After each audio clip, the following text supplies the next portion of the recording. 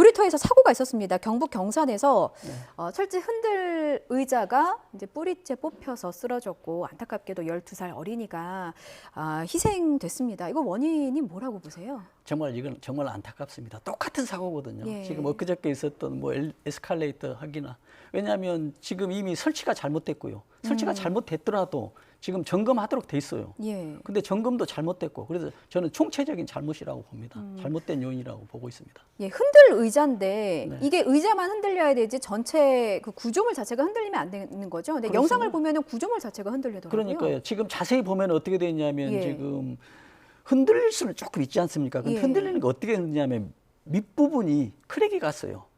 파손이 됐어요. 그렇기 네. 때문에 흔들려서 조금 힘대 가니까 이제 무너져 내려버렸거든요. 그래서 이런 안전관리 이런 것들은 지금 어린이 놀이시설 안전관리법이 있어요. 예. 여기에 근거해서 안전 정도나 그 안전 검사 이런 것들 철저히 하게 돼 있어요. 법으로는. 그러나 법으로는 하고 또 진행이 됐어요. 검사도 받았을 겁니다. 예. 안 받으면 안 되는데. 그런데 문제가 발생하고 있어요. 예. 그러니까 방법이 정말 안타깝습니다.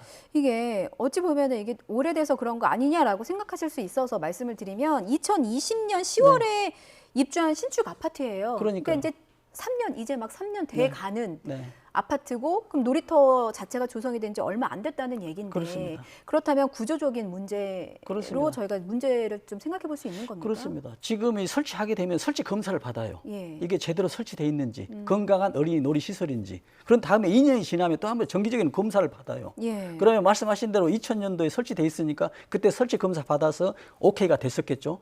그러면 또 2년이 지나면 2002년도에는 정기 검사를 받았겠죠. 예. 거기서도 문제가 없었겠죠. 그런데 지금 1년 지나서 또 이런 사고가 났느니 에스컬레이터 검사 받은 거하고 이거하고 내용물만 다르지 똑같습니다. 형식적인 검사가 아니냐. 그렇습니다. 예. 정기 검사 말씀하셨는데 그 2년마다 이루어지는 2년마다 건가요? 한 번씩 하게 돼 있어요. 2년에 1회 이상 하도록 돼 있어요. 그러니까 최소 2년에 한 번씩은 해야 됩니다. 근데 했겠죠.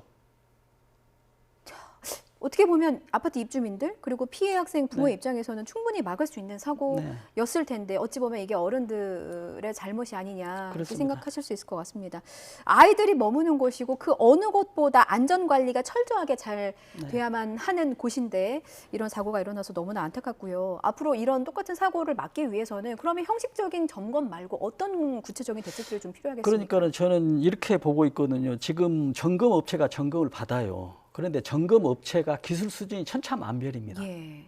또 거기에 어떤 점검 엔지니어가 있냐는 얘기죠. 저는 이렇게 생각하거든요. 점검을 받았냐 안 받았냐 중요한 게 아니라 예. 누가 무엇을 어떻게 검사했냐는 얘기죠. 그래서 점검 업체를 어떤 그 능력별로 선별할 필요가 있어요. 예. 그리고 제가 제안을 한다면 예. 지금 점검했는데 A라는 업체가 점검했는데 이렇게 문제가 발생했잖아요. 그럼 예. 이 점검 업체는 폐업을 하도록 만들어야 됩니다.